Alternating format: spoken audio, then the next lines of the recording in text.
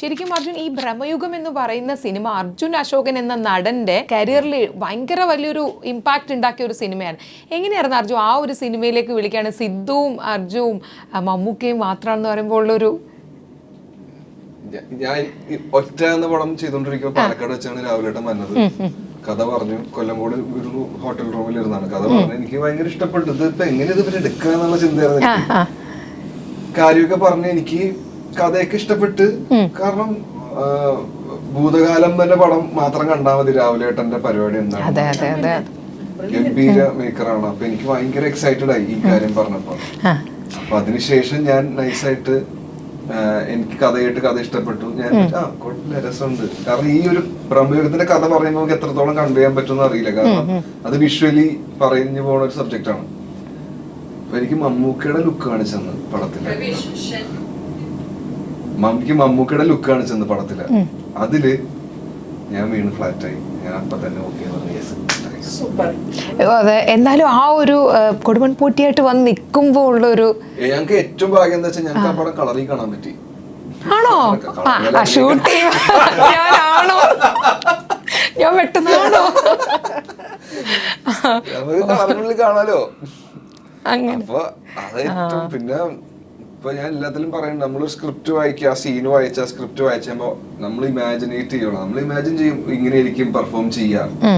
പക്ഷെ അത് നേരെ പൊളിച്ച് അടുക്കിയാണ് നമുക്ക് ലൈവായിട്ട് ചെയ്യാം. നമ്മള് പറയണോ? അതെ, അതാണ് ഞാൻ പറഞ്ഞത്. ഇങ്ങനെ കാണുമ്പോ നമുക്ക് കഴിച്ചിട്ടില്ല ചിക്കൻ. അതാണ് പ്രത്യേകത. കഴിച്ചില്ല. അത് ആ തീറ്റ നമ്മള് തിന്ന് ആസ്വദിച്ചു എന്നുള്ള മൂടില്ലേ, പൊളിയത്. അതൊരു പുതിയ നമുക്ക് കിട്ടിയത്. ഇത്ര 20-25 ദിവസത്തേക്കല്ല, 19-20 ദിവസത്തേക്ക് മമ്മൂക്കനെ സ്വന്തമായിട്ട് കിട്ടിയൊരവസ്ഥ. അല്ല, അതുപോലെ തന്നെ ഇപ്പം അർജുൻ ആയാലും ചേച്ചിയോട്, ഇവരോട് രണ്ടുപേരോട് ഞാൻ ഒന്നുകൂടെ ചോദിക്കുകയാണ്. കാരണം എനിക്ക് കുഴപ്പമൊന്നുമില്ല. അല്ല, അർജുൻ ഇപ്പം നായകനാകുന്നു, ഒപ്പം തന്നെ നമ്മൾ പറഞ്ഞല്ലോ വരത്തനിലെ വില്ലൻ.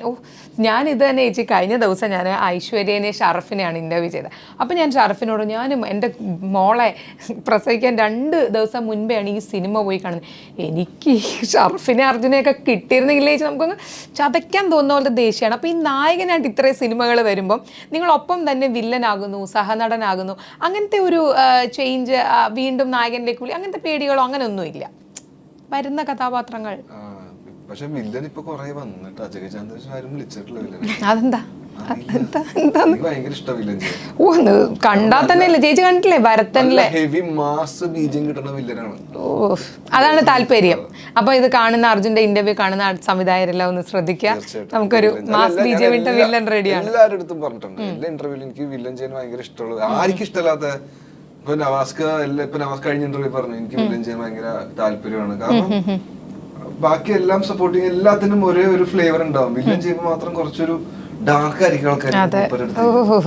അപ്പൊ ഷറഫ് പറഞ്ഞു, ഷറഫിനെ ആ സിനിമ കണ്ടിട്ട് ഒരു പനമ്പള്ളി നേറിൽ ഒരു ആന്റി ഓടിച്ചിട്ട് അടിച്ചു, പുറത്തടിച്ചു നീ. അപ്പൊ ഷറഫ് പറഞ്ഞു, സിനിമയിലല്ലേ, സിനിമയിലാണോടാ ഇങ്ങനത്തെ വൃത്തികേട് ചെയ്യുന്നത്. അതെ.